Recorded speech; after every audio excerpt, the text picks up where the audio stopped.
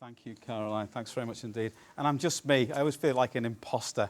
But at the end of the day, just start off, I don't want to stretch the metaphor of dialogue too much, but I'll do my best to do that anyway. But a colleague of mine from the United States Air Force Academy, now gone to Pepperdine in Malibu Beach. Can't wait to go. In Malibu Beach, one of the things he always says, and he says it about when he gets groups of people together like yourselves, that one of the cool things, to quote, one of the cool things is that he goes out of a room which has been full of smart people, a lot smarter. So in that sense, I think that's a great way of thinking about the nature of your conference. It's also kind of one of the things I like, because I'm a terrible parasite. I like to pick people's brains, nick ideas, and already I've got loads from today. So it's a privilege to be here. I love working with Northampton and colleagues, and certainly I always go away with a bit of a buzz in my head, feeling a lot smarter or potentially smarter. So Ben Elton's dad, Sir Lewis Elton, I always find him quite compelling to have a conversation with. And this word enhancement, systematic enhancement, buzzes around the UK sector. And for Lewis, it's about doing things better, which is the stuff of quality assurance and stuff. But the cool bit, to quote Eric again, is the notion of doing better things. And I think doing better things is the substance of creativity, creative dialogues, different minds around a shared kind of enterprise and interest in learning and teaching, for example. But it's also about the research, the ideas that we bring, which are evidence-based insofar as they can be, into trying to do the best job for our students. And I think that's another thing which this conference is clearly about. So thanks to Sir Lewis for making stuff accessible to me. Before I go ahead, I just want to try and sort of share some of my initial thoughts on dialogue.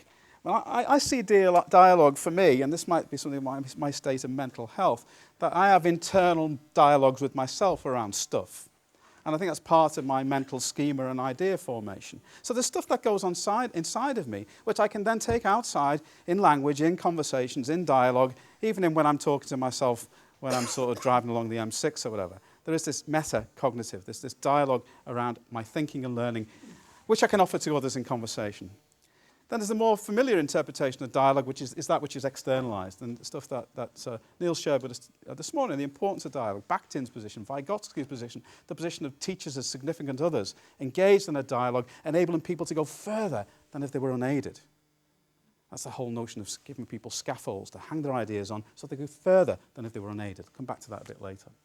So that's kind of my clumsy attempt to say my start of a 10 and mindset, which I'm bringing to this talk, is like that.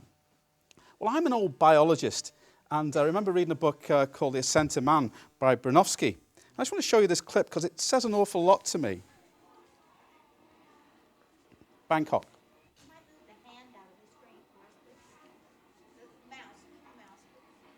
It's embedded at that side. It's embedded at that size. You want me to move my hand out of the way? That's it. Thank you, in case it sticks in anybody's personas.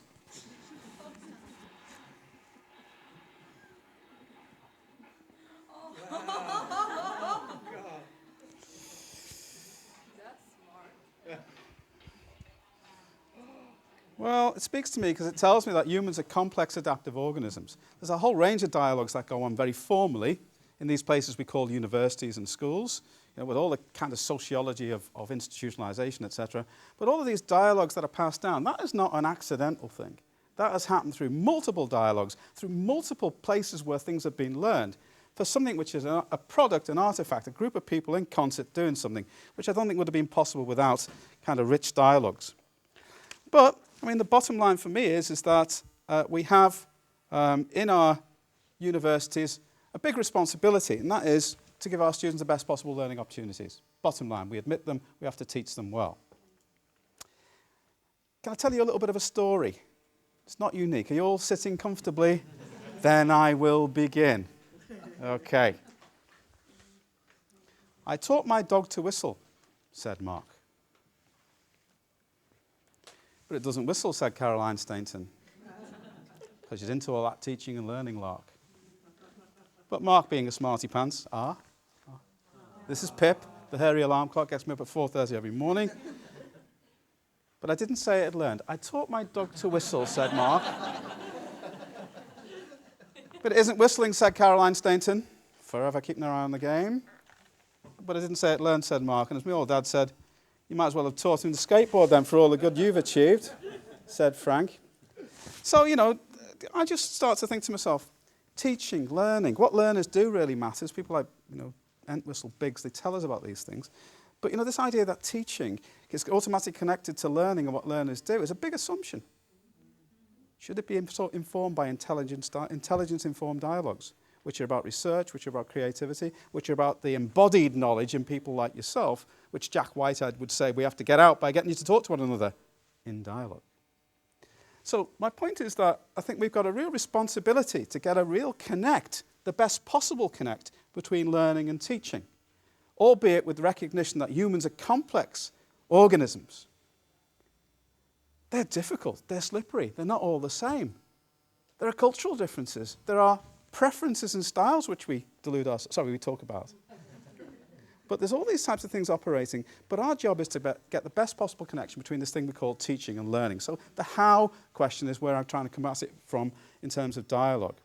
I will talk about purpose, audience and form, and I'll tell you another little story in a while, because purpose, audience and form, stolen from a beautiful classroom on one of the roughest areas of the UK on the edge of Liverpool called Kirby, where I saw a teacher in action. I'll tell you a story in a little bit, but wait for it. It's a true story.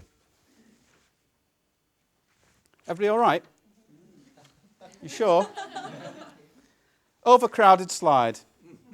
First comment. Don't care. Because what I'm trying to do is go fast. And one of the things I want to try and point out to you is that what we have is a lot of knowledge about the whole notion of alignment. I think it's called joined-up thinking.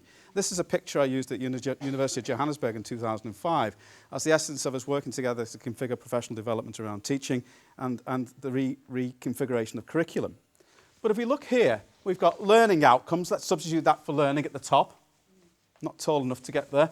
Teaching for learning. Wouldn't it be great if that teaching really was for learning, for that type of learning?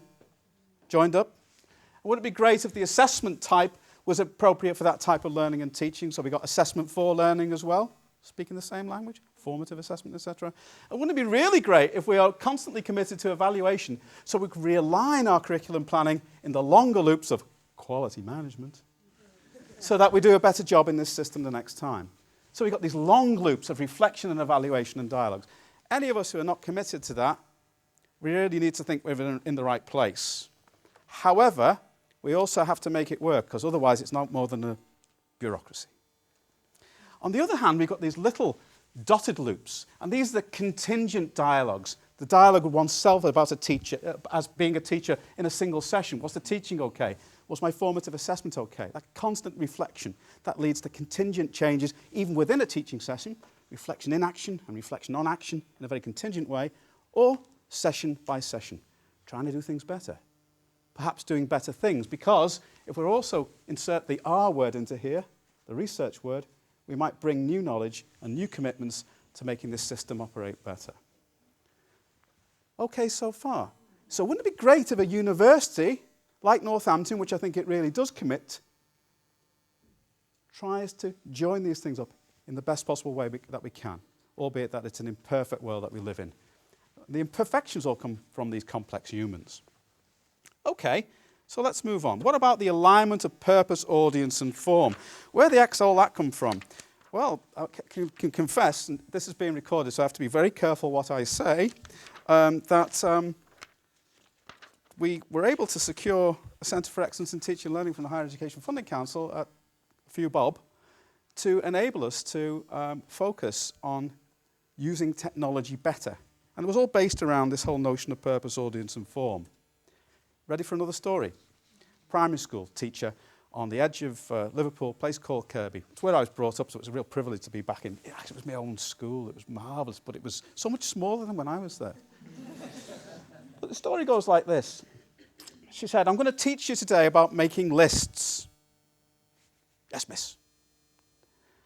When I make a list for myself to go to Tesco's, I put, and this is a naughty list, children, beer, tomatoes, crisps. And I go to Tesco's with my list. My purpose is to go to Tesco's and get beer, tomatoes, and crisps. The audience is me. It's for me. And that list, the form of the list, is for me too. She used slightly different language. We get the drift. Purpose, audience, and form. She said, Mr. Schofield there, our visitor, the tall one, He is wanting to go to Tesco's for me. Is the list going to be the same? No, miss, no, miss. Why? Because he won't know what to get. Why? Because you might not like Doritos and he does. So the purpose is the same. The audience is different, so the form of that list had to shift. And the form of the list was cherry tomatoes, Stella Artois, and what was anybody, help me out, type of crisps. Hula hoops, quavers. Gosh, you're so interesting, you lot, aren't you?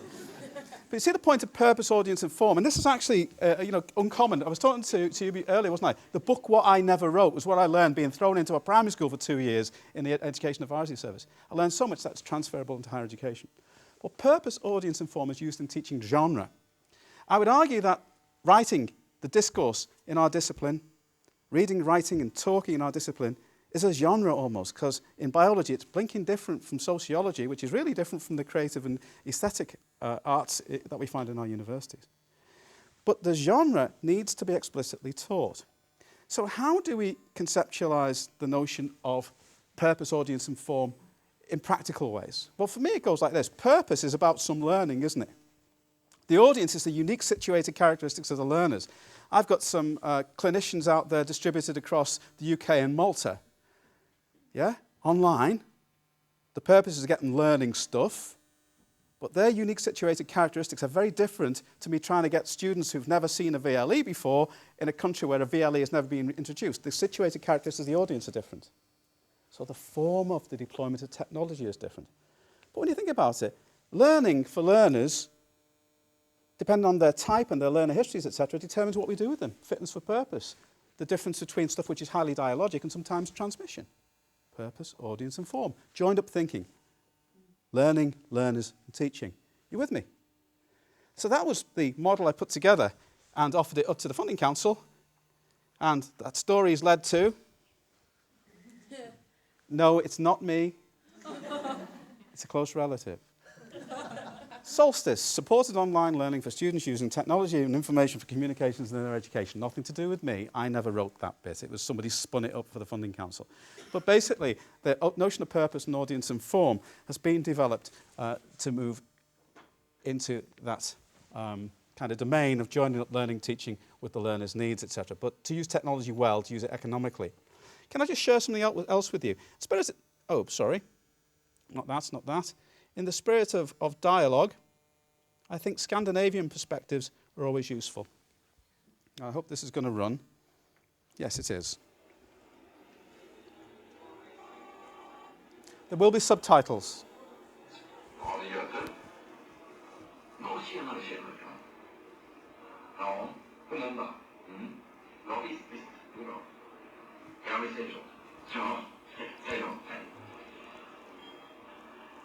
Det är nya Nokia. GOF 358. Bilchip-underlaget. Svindyrt.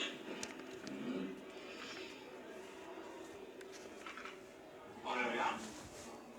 Hur känner du? Ja, nej, det är ingen fara. Nej, vänta, vi sa 21 000 plus moms. Ja, just det. Nej, det går bra. Okej. Ja, hej. Ericsson BTH 55. Högtalarchip i örat. Mikrofonen är den. Äckligt dyrt.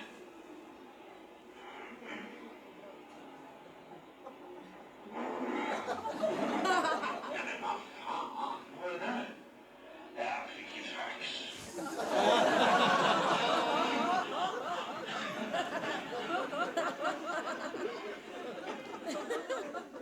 I'm sorry, Caroline. But one of the points about technology, people who work with me closely will know that I'm a big cynic. I'll say always, show me that it's going to make a difference on Monday morning to learning in their unique situated context. Show me it's well chosen. Show me that the purpose for that learning, for that audience of learners, is supported by the selective and correct use of technology insofar as we can ever be correct.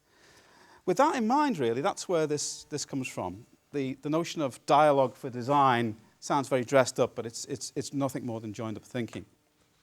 If we look over here, we've got the purpose, as I talked about a moment ago, which is about learning. But if we are intelligent about learning, if we are engaged in research and case studies, And if we've got people who sit down in multi-professional teams, bringing a whole range of experiences about learners to the table in design, it's a good starting point, very clear purpose. If we know our audience, very clear sense of the learner histories, their situated characteristics. There might be, for example, the history of using technology or not, as the case may be, information literacy, whatever. If we think of those things very carefully, it's more likely that when we move to technology that the form we use is going to be more appropriate.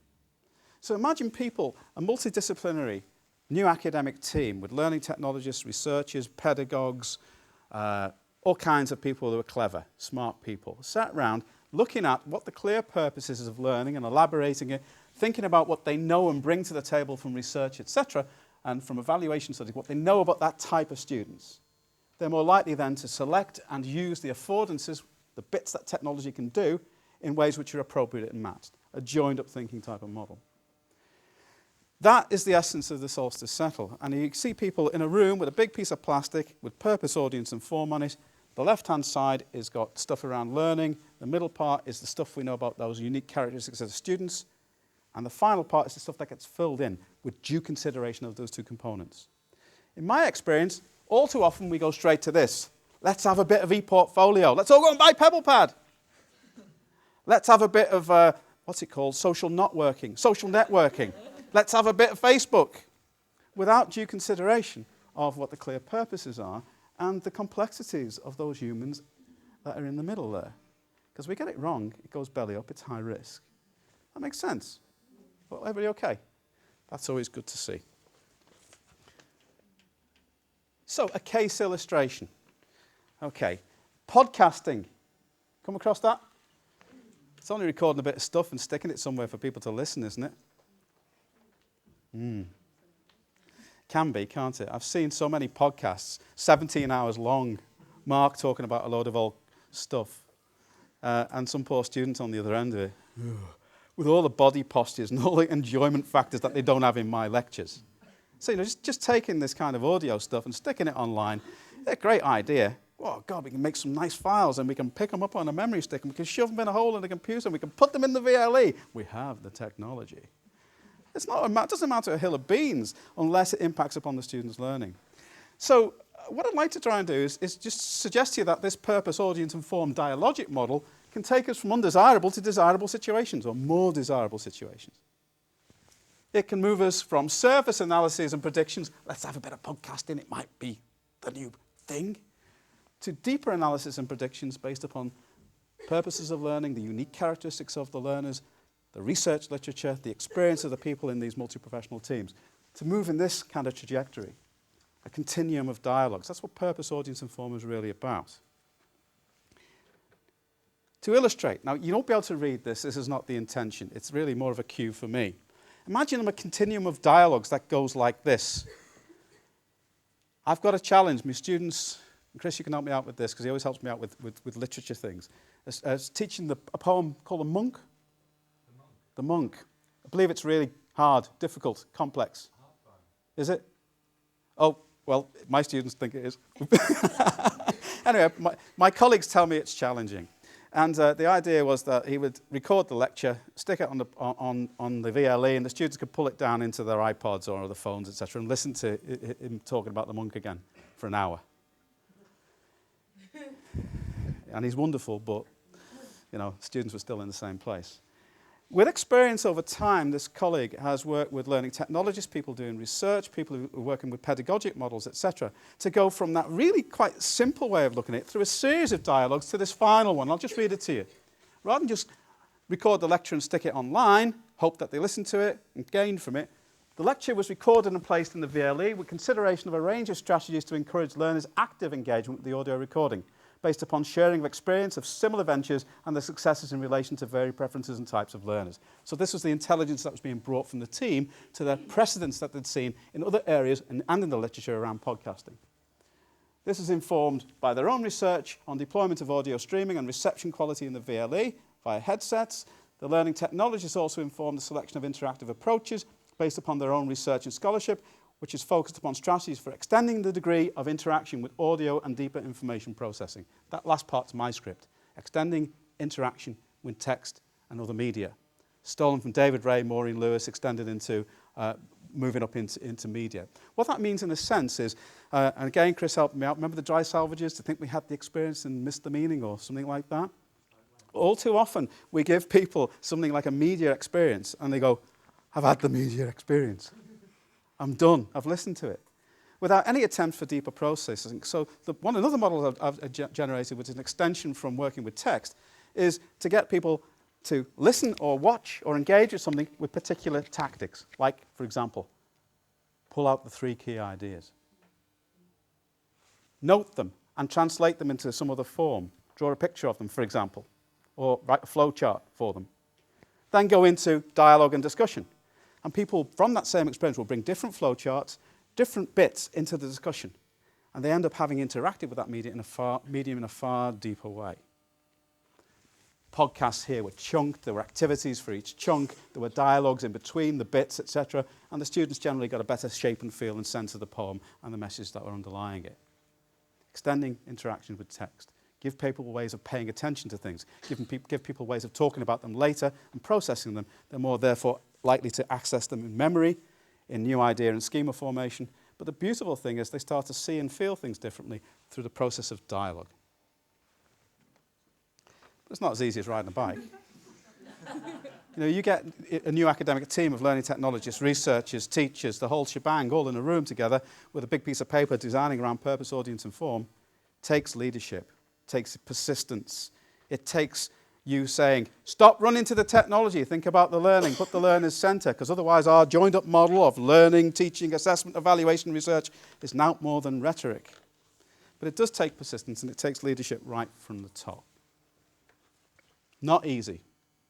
As Guy Claxton says, it's nice to have a map. No maps are perfect for this world, but it's nice to have a map because it helps you to be a bit more effective than without. Again, there's a lot of noise on this slide, but I'd just like you to consider, I had one of those pointy things with a laser on the end. Somebody nicked it. Can't trust anybody around here. But if we look at these 3 columns, this column is purpose, which is all about learning. This is audience, which is all about learners in their unique situated context. Learners in the first year are different from learners in the 4th year. Learners postgrad, different from learners who are in schools. Learners in different cultures have different situations. And there's forms of technologies that we'll use to help teach learners appropriately. But it does invite some clear thinking, better thinking, I think, about the research agenda for technology. Because we've got guys working on technologies and researching and developing them in their silos. We've got people who are really interested in the unique situations of learners, people interested in learner typologies, needs of learners, learner histories, learners as groups, temporal and spatial factors in relation to learning in terms of where learners are situated in the world, motivation, internal, external conditions, for example. So there's loads of work going on around learners. There's loads of stuff going on around technology. And on the other hand, you've got loads of stuff around learning itself, learning and complex problem solving, communities and collaboration, knowledge construction, cognitive neuroscience, motivation, conditions and principles of learning. You could fill all kinds into those columns. And there'll be people around the world all working on them. What do they really do?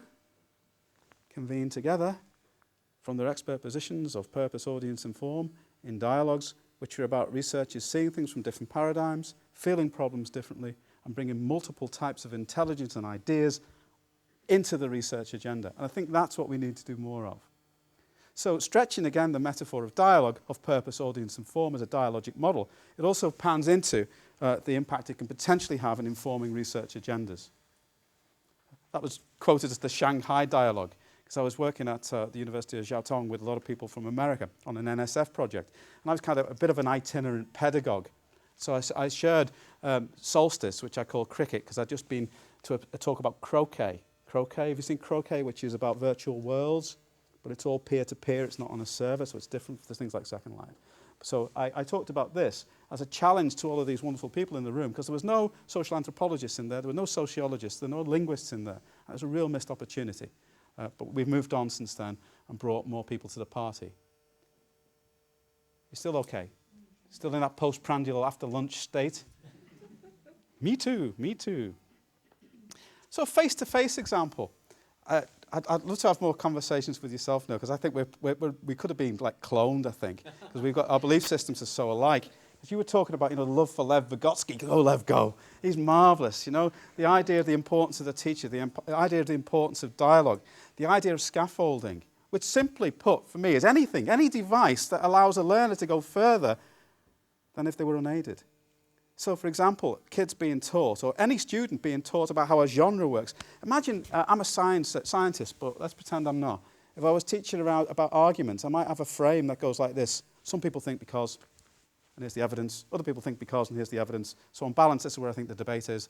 The unresolved issues, questions, and concerns are because. Imagine students organising their ideas like that on a scaffold or frame.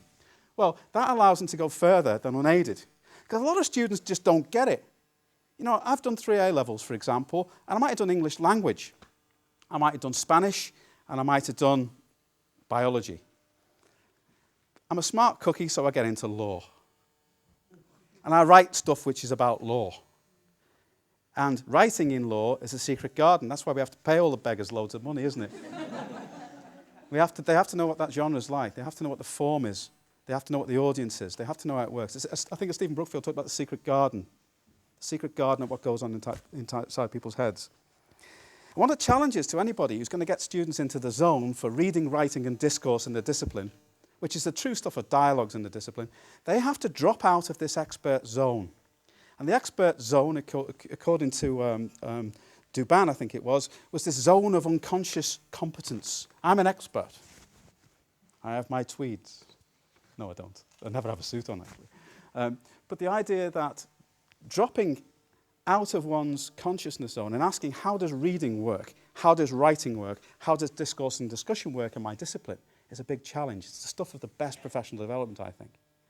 The best teachers can do that anyway. They're quite reflective. They think about how they've come to know in their discipline. But it's a secret, isn't it? Okay, I give the students a lecture on first principles in sociology, 10 weeks. Then I ask them to write an essay with the full form and academic function, with all due referencing conventions obeyed, and then I assess when they get 40% or they fail. Often that's a phenomenon because they just don't get it. They don't understand how the writing works. Now, that's one of the things that keeps me awake at night, but one of the things that helps me is glue. Students and teachers in learning dialogues. Now, these are words you'll often see knocking around, but I'll try and take them through a sequence. Imagine teaching in the discipline which involves something that went like this. I will construct writing in my discipline in front of you. And as I do, I will share with you what's going on in my mind as a skilled, expert author in action. I let you into my secret garden, my metacognitive garden. Does that make sense? Is that accessible? Imagine then, once you start to get it, after I give you lots of opportunities to see writing in action, and my commentary on writing in action, or even seeing bits of writing and explaining how it works, the devices and things that authors use, imagine then I say, have a go. In a formative way. Do some joint construction in groups. Show it to each other. Give each other feedback. Then we can talk about the purposes of feedback and responsibility and the human beings on the other end and what they might do about it. Before we send them to independence, because the independence often is where failure happens, because there's been subversion in these steps. But if there's a modelling, letting people into the secret garden, whether it be how argument works, whether it be how writing works, maybe even how reading works in the discipline, then having practice, you use the word practice about 4 or 5 times there, absolutely key. Practice in joint construction events before the independence. It's not only good teaching, but also it's lower risk because they're less likely to fail, less likely not to succeed. And it unleashes potential, unleashes the brilliance that relatively inarticulate students have got. They're inarticulate because where they are, not inarticulate because of their kind of wired, the way they're wired, their physiology, their fundamental intelligence as humans. But the idea of modelling and letting students into the secret garden is a scaffolding process, because once they get it and understand how it works, they then have mental scaffolds or schemes to hang their ideas on. They're smarter. They've got metacognition in operation. They've got metacognitive command of their own way of thinking and approaching writing tasks in the discipline. And I would propose to you that they're more likely, therefore, to succeed. I'm going to skip to this slide. I hate rhetorics. One of my things is, show me it's going to make a difference on Monday morning. In the centre is that model I started off with. joined-up thinking. A litmus test is if any mission, aim, strategy, policy, infrastructure, quality management system doesn't actually point towards making those things join up better, it needs revisiting. Dialogues in the university need revisiting. On the other hand, over here, and I don't want to unpack this because there's not too much time, the idea, you see that IRD model there? In plain speak, I think that whatever we do which is innovative, or anything that we do which is developmental, should be informed by research and generative of it too. Because that way, every time we do something again, we get smarter, it's more informed. And if that's the sense of our research, particularly research into learning and teaching in the disciplines, we're going to get better student learning. Research and knowledge transfer is truly transferring in, as well as outside into conferences like this with colleagues. But it's all about integration and application of knowledge. So the litmus test for universities is to constantly ask, is what we do contributing to joining this up? Because if it's not, stop, think. That sounds like one of those road safety adverts, doesn't it? I taught my dog to whistle, said Mark, but it doesn't whistle, said Caroline. It didn't say it had learned, said Mark. You might as well have taught him to skateboard for all the good you've achieved, said Frank. I taught my dog to whistle, said Mark. Purpose, audience inform, intelligence-informed dialogues that impact upon the best possible teaching for our students. It can unleash things. Where's he gone? Come back, come back. It can unleash things. Pun, unleash. It can unleash things. It can unleash potential in our learners that we might not have conceived. I'd like to think I'm a good teacher. This is Pip.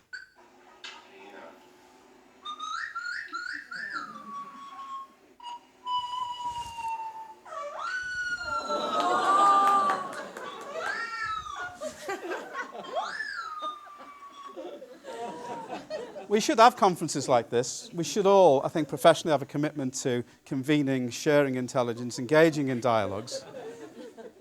Down, boy. And I think we've got a kind of a moral and ethical responsibility to do that. And it's really cool that Northampton commits to doing just that in this arena. I mean, my view is that Eric Hamilton's got it just right, you know. Smart people in a room get smarter about stuff they particularly care about.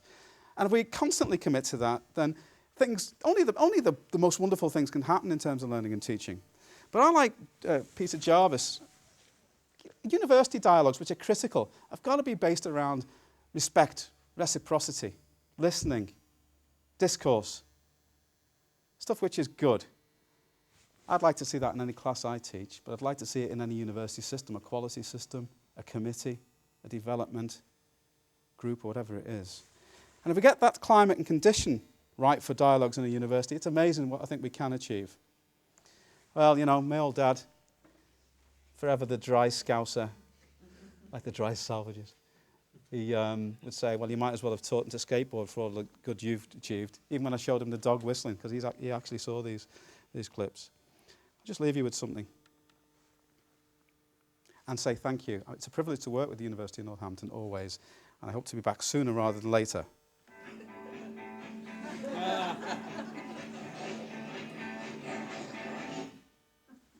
Oh dear.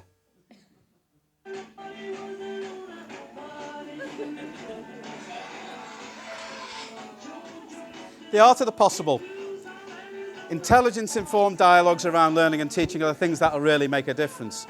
Questioning the wisdom of the ages, received wisdom of lectures, the received wisdom of the tutorial are important. Let's also question the received wisdom, of social networking, etc., because there's a lot of provisional knowledge there. It's a real dog doing real things with good teaching that's underpinned it. A big thank you. Thank you very much.